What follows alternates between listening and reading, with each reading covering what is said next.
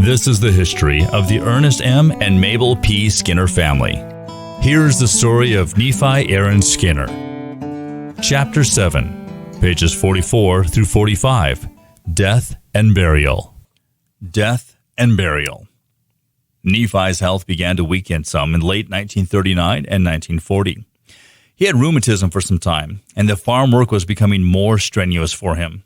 He was still enduring the naval rupture he had had for years. It was soon discovered he had a real struggle in breathing and could not walk far without resting.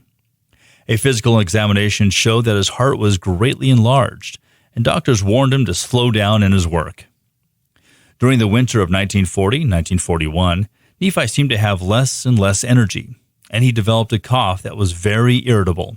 Toward the latter end of April 1941, Edame took Nephi to Logan to the Budge Clinic. He was hospitalized at the Budge Memorial Hospital for rest, observation, and medical treatment. His son Earnest and wife and family lived in Logan while going to college there at the time.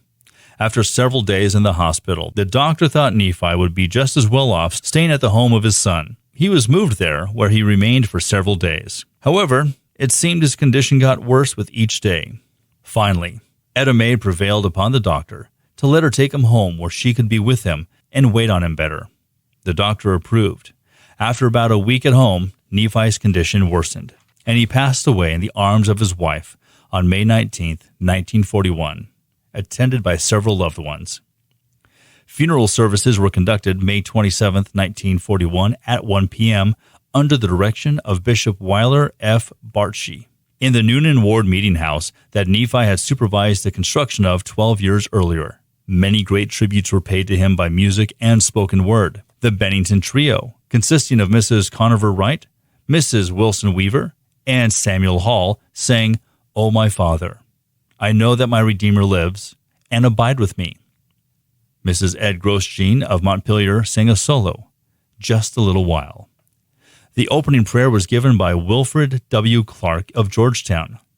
Bishop Bartschi gave the life history, and speakers were Silas L. Wright, president of the Montpelier Stake, Oliver Williams, who had served as a counselor in the bishopric with Nephi, and LeGrand Humphrey, a professor of agricultural education at Utah State Agricultural College in Logan, Utah, and friend of the family.